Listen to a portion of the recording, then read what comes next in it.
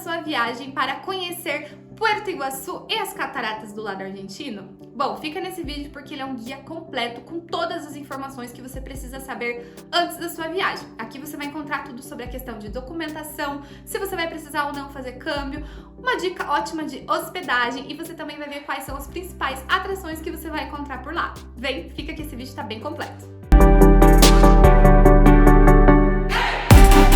Seja muito bem-vinda a mais um vídeo neste canal. Pra você que não me conhece, eu sou a Natasha e hoje a gente tá aqui pra falar sobre Puerto Iguaçu. Essa cidadezinha, ela fica super perto da cidade de Foz do Iguaçu. Portanto, se você tá indo pra Foz do Iguaçu, vai ali dar uma passadinha no Paraguai, eu acho que é imperdível você ir pelo menos um bate-volta de Puerto Iguaçu, visto que tá ali, apenas 18 quilômetros do centro de Foz. Mas afinal, como que a gente faz pra ir pra Puerto Iguaçu saindo ali de Foz? Aqui eu vejo três opções viáveis. A primeira delas é caso você não esteja de carro, você tem a opção de pegar o quê? Ou um ônibus ou um táxi. Para você pegar um ônibus, eu vou deixar um link aqui na descrição, que são os horários específicos que tem os ônibus na cidade. O preço tá aí numa média de R$10. Você vai pegar esse ônibus ali na região central de Foz, vou deixar tudo ali no link pra vocês, e esse ônibus ele vai te deixar lá no centro de Puerto Iguaçu, lá na rodoviária de Puerto Iguaçu. Mas agora, se você preferir, você também pode pegar um táxi pra ir até lá. Aí, nesse caso, como que dá pra você fazer? Você pega um táxi ali de onde você estiver de Foz, e você vai pedir pra ele te deixar lá na fronteira. Lá você vai passar sua documentação. O taxista, eles não passam pro outro lado da fronteira, então você vai ter que fazer isso a pé. E lá do outro lado, você também pode pegar um táxi, daí ele vai te levar até a parte, né, central ali de Puerto Iguaçu. Esse é um trajeto bem curtinho, menos de meia hora, né, levando em conta que você vai passar a pé por ali, é bem rapidinho, é bem tranquilo. Agora, a outra opção que eu acho super viável é que caso você esteja em Foz de carro, assim como eu, você pode fazer tudo isso de carro tranquilamente. Lembrando que em Foz existe, se eu não tô enganada, uma locadora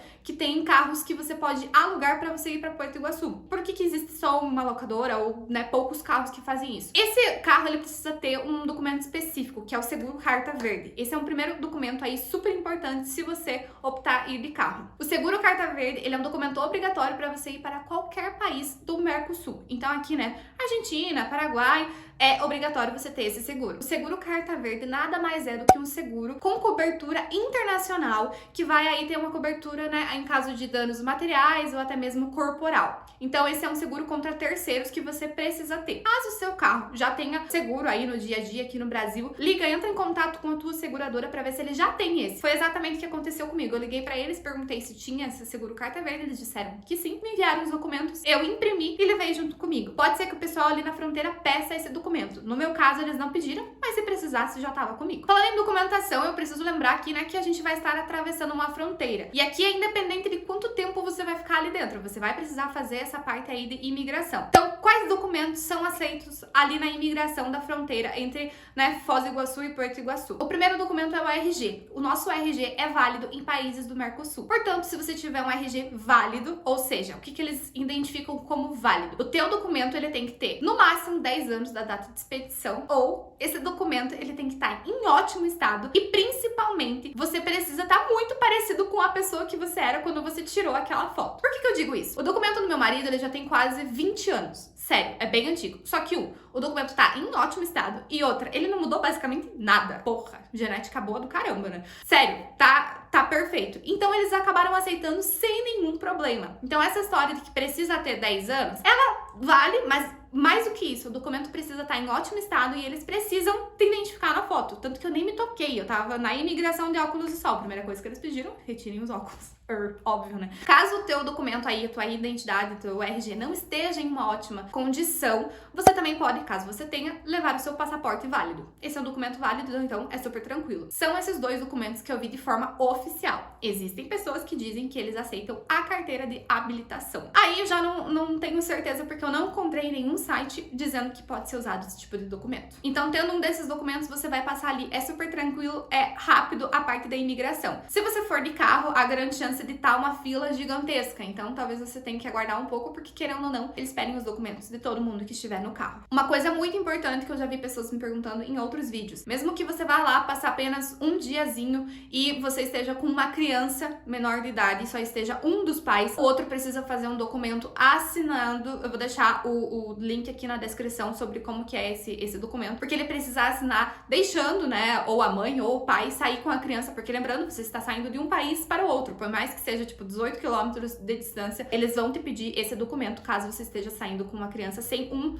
dos pais. E agora, se você tá indo ali ficar apenas um diazinho ou indo jantar em Porto Iguaçu, acredito que você não esteja muito preocupado em se hospedar. Mas eu super te recomendo a ficar hospedado por ali. Existem várias opções de hospedagem na cidade, existem vários tipos de hotéis para todos os gostos e para todos os bolsos. Lá tem vários hotéis de luxo, inclusive essa categoria, ela bomba muito por lá. Mas se você, assim como eu, não quer pagar uma bagatela por um hotel de luxo, eu vou dar aqui uma dica pra vocês, que foi o Airbnb aonde eu fiquei. E por que eu acabei optando em ficar hospedada por ali? É muito comum que as pessoas vão pra Porto Iguaçu, às vezes, ou só pra fazer uma comprinha rápida, ou só pra ir nas cataratas, ou até mesmo, né, passa o dia e daí acaba jantando por ali. Por que eu não gosto da ideia de não ficar hospedado ali? Porque normalmente a gente vai beber uma cerveja, a gente vai beber um vinho, e assim, a não ser que você tenha um motorista da rodada, eu acho um pouco complicado você acabar ingerindo álcool e tal e querer depois passar. Isso pode te dar um problema tanto na Argentina quanto no Brasil. Então, assim, eu acho que é muito mais barato você ficar ali do que você ter um esquenta-cabeça. Então, a minha opção e do meu marido foi a gente ficar hospedado por ali 2 noites. Como que a gente fez? A gente chegou em Foz no final do dia, a gente dormiu em Foz, porque no dia seguinte a gente queria dar uma passeadinha no Paraguai, porque o dólar tava ok até, né? Demos essa passeadinha no Paraguai e no final do dia a gente foi para Porto Iguaçu. Ali a gente acabou ficando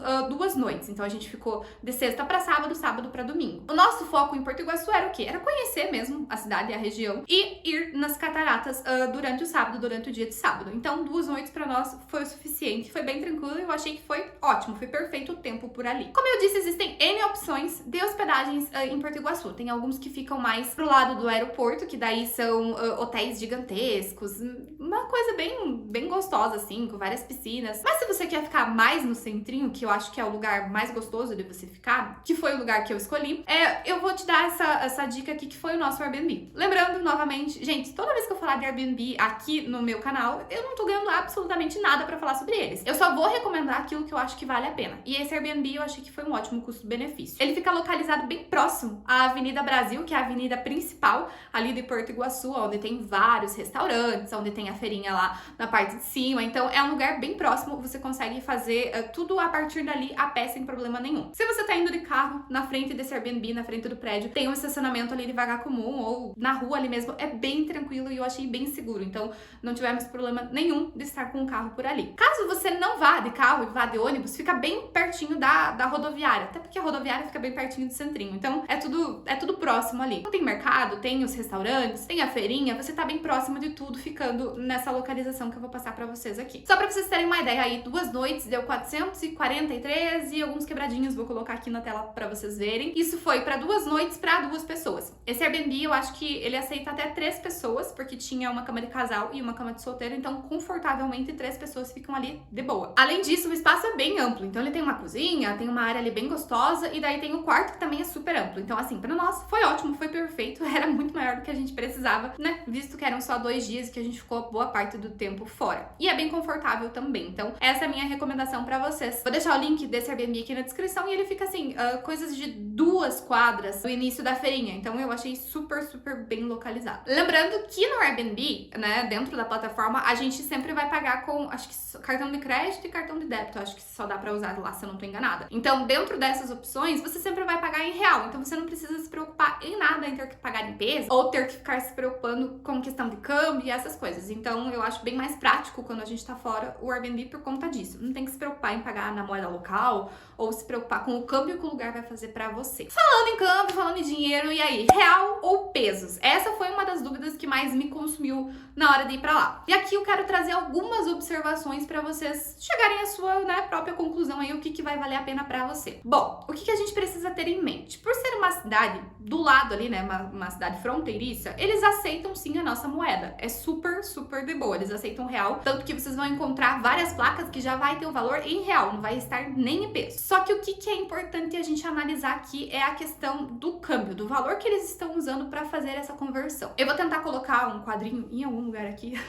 pra gente conseguir entender melhor essa questão do peso. Primeira coisa, né, a questão da Western Union, que eu acho que se você já foi pra Argentina, já ouviu essa questão de câmbio por ali, já deve ter ouvido falar dessa empresa. Até onde eu sei, até onde eu li, até onde eu pesquisei, é muito complicado você conseguir tirar dinheiro na Western Union, ou seja, fazer o câmbio via Western Union ali em Porto Iguaçu. Pela quantidade de dinheiro, eles são bem chatos, não tem agência grande, e daí pode ser que você não consiga retirar e isso vai ser um grande problema. A outra questão é que eu vi muita gente dizendo que existe uma lei brasileira que não deixa que a gente faça câmbio, a não ser que seja, tipo, a 100 quilômetros para dentro do outro país.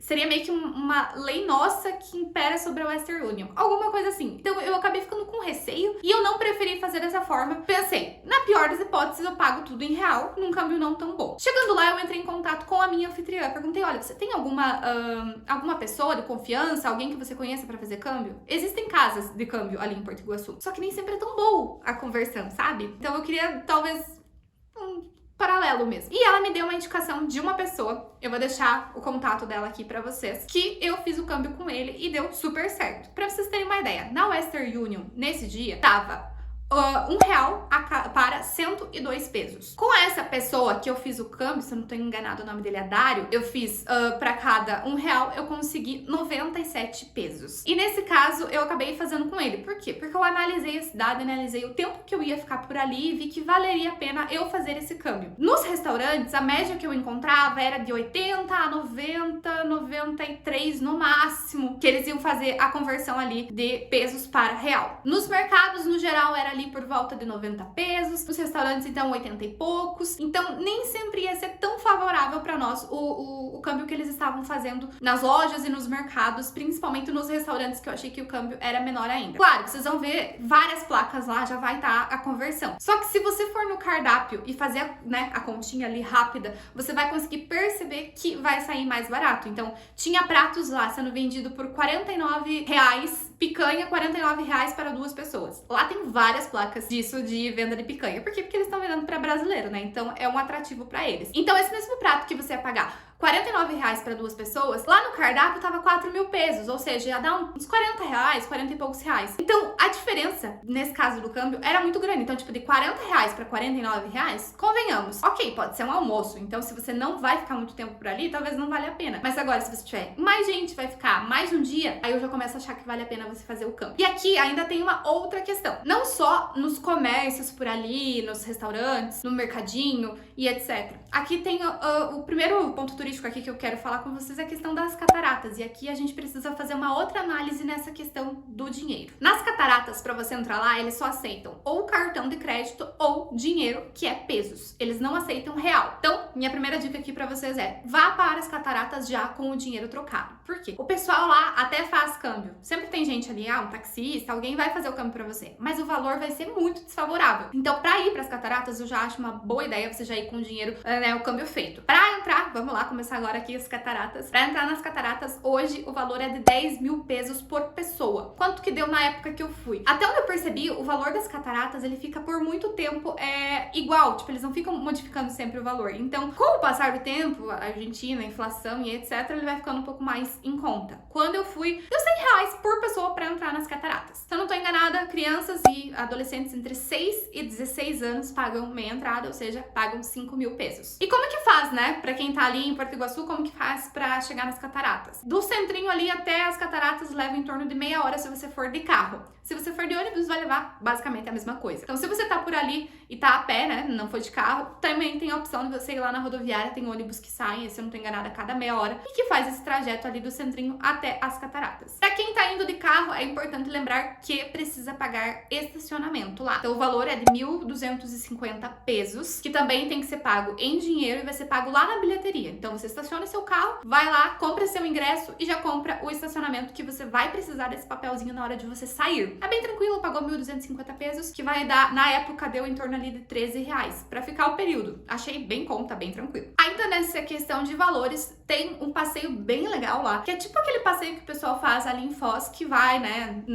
é o passeio de barco, que vai nas cataratas, nas cachoeiras, que se molha. É bem legal o passeio, se eu não tô enganada, ele custa 17 mil pesos pra você fazer. Bom, sobre o passeio em si, eu quero destacar aqui como que funciona, né, a dinâmica ali dentro do parque. Bom, primeira coisa que a gente precisa ter em mente aqui, que é um pouco diferente daquilo que, se você já foi pra Foz, né, vai ser diferente o de Foz e o de Porto Iguaçu. Primeiro eu vou falar sobre como que é e depois eu conto o que eu acho e qual eu acho melhor, se é que existe um melhor nesse caso, né? Ali em Porto Iguaçu existem 3 circuitos principais. Existe o circuito inferior, o superior e o circuito que vai te levar até a Garganta do Diabo. Cada circuito tem uma distância diferente pra gente percorrer. Logo que você entra no parque, é bom você já ter em mente, né, como que você pretende fazer esse passeio. Por quê? Porque enche muito. Sério, enche muito. O parque abre 8 horas da manhã. Então, minha primeira recomendação é vá o mais cedo possível. Eu cheguei lá, era por volta de umas 9 horas da manhã, já tinha bastante gente circulando. E por que eu digo que é importante você ir cedo? Se você não quiser fazer a trilha, digamos assim, a trilha que vai dali da parte inicial até a Garganta do Diabo, você vai poder ter a opção aí dentro desses 10 mil pesos, já tá incluso você pegar um trenzinho. Esse trenzinho tem a estação central e tem a estação da Garganta do Diabo. Então ele pega você ali e vai te levar até lá na Garganta. Essa trilha até a Garganta, ela vai dar aí uns 3 quilômetros ida e volta. Então, se você pegar o trenzinho, você vai economizar aí alguns quilômetros. Só que qual que é o problema desse trenzinho? Ele sai a cada meia hora. E como é muita gente, muita muvuca, acaba que às vezes você nem sempre vai conseguir pegar ele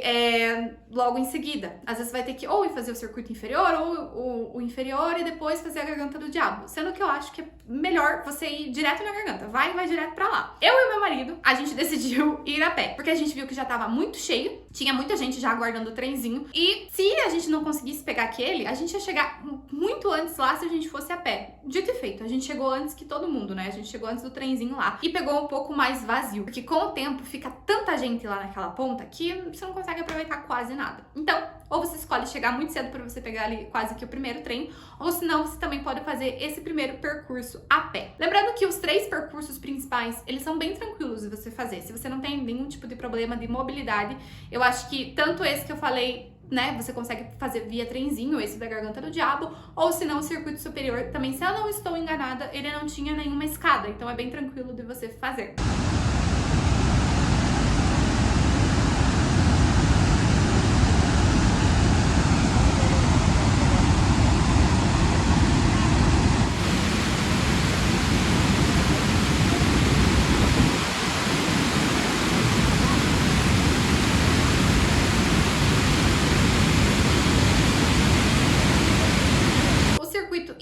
Ele tem mais escadas, só que ele tem uma área que é uma área de acesso, né, uma área de acessibilidade, só que eu acho que ele não consegue ir em todos os pontos que os demais vai por conta das escadas mesmo, mas mesmo assim você vai ter uma opção de passeio. Então a primeira coisa que a gente fez, a gente pegou ali a trilha das Três Marias, se eu não tô enganada, que é a trilha da Garganta do Diabo, é uma trilha bem tranquila, ela é muito bonita inclusive de fazer, tem umas partes que você vai tendo contato com o rio, é a coisa mais linda, e é uma coisa que você não vai ter estando no trenzinho, então se você tem a possibilidade, um pouquinho de fôlego, vai na trilha que, sério, é bem gostoso, é bem bonito, vale a pena. E depois que a gente fez essa primeira parte que vai lá na Garganta do Diabo, a gente viu, é uma delícia. Lembrando, na Garganta do Diabo tem água pra um caramba, então grande chance de você sair de lá bem molhado. Mas assim, é o jogo, né? Vale a pena. Se você preferir, leve a sua capa de chuva, que vai ser bem útil. Depois dessa primeira parte, a gente foi fazer a parte superior. A parte superior, como o próprio nome já diz, ela é por cima, o que significa que você vai andar por cima das cachoeiras, nas passarelas que eles fizeram. Então, o que eu mais gostei do parque ali de Porto Iguaçu é justamente essa interação que você tem com a natureza. Você tá o tempo todo ali, né, dentro daquele lugar com várias árvores, é fresco, é gostoso. Inclusive, aqui já vai uma outra dica, que é, se você puder ir ou na primavera ou no outono, vão ser épocas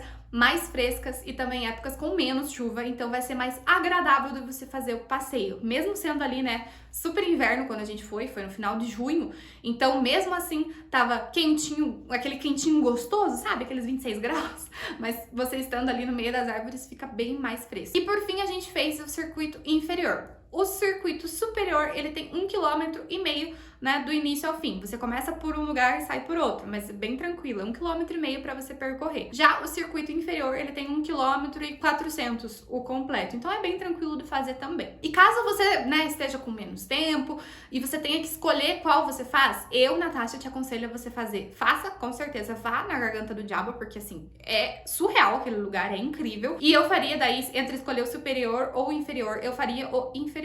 Por quê? Porque no superior você vai andar por cima das cachoeiras, então você não tem tanta visão delas, você vê por cima, né? Já o inferior, você fica boa parte das vezes de frente para elas, o que eu acho muito mais bonito e encantador. Então, se você tiver que escolher, escolhe o inferior e a Garganta do Diabo, que são os dois mais imperdíveis que tem. E ainda tem mais 2 trilhas para fazer lá, que é o Sendeiro Macuco, se eu não tô enganada, e também tem o Sendeiro, eu vou até ler, gente, porque senão eu não vou conseguir, é o Sendeiro Iacaratia, alguma coisa assim.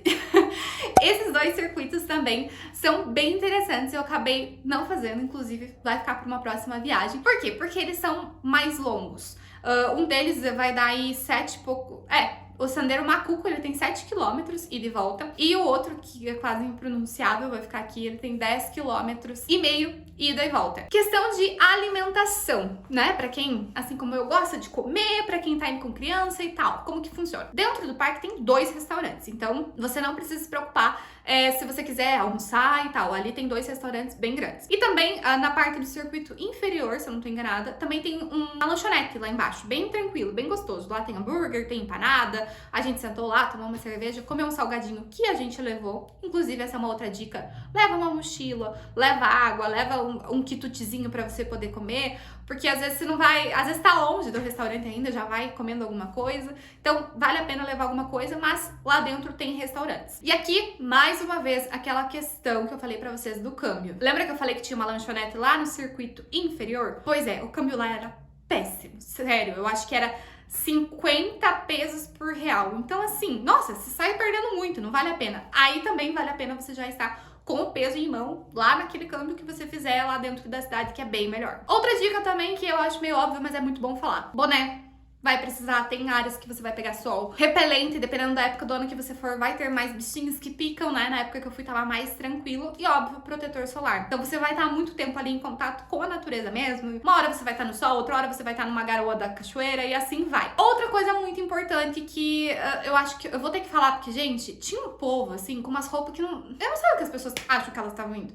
Tinha uma menina, ela tava lindíssima, mas assim, ela tava inteira de branco. Tava de camisetinha branca, calça branca, tênisinho branco, cintinho dourado, tava lindo o look dela. Só que assim, eu vi gente cair, porque principalmente no circuito inferior, a hora que você tá andando por lá, aquelas passarelas de metal, então sempre tem uma aguinha, uma chuvinha, alguma coisa, áreas que ficam muito tempo na sombra, elas não secam. Então é um lugar úmido. E a pessoa foi passar ali e caiu, óbvio. Mesmo ali tentando se agarrar. E outra, você sempre vai estar encostando no parapeito, alguma coisa, aqueles lugares úmidos com barro, vai sujar. Então ali é um lugar, gente, tênis, leg, roupa confortável, porque vai sujar. Eu fiquei olhando e falei, meu Deus, coitada dessa menina, ela vai sair dali tudo suja.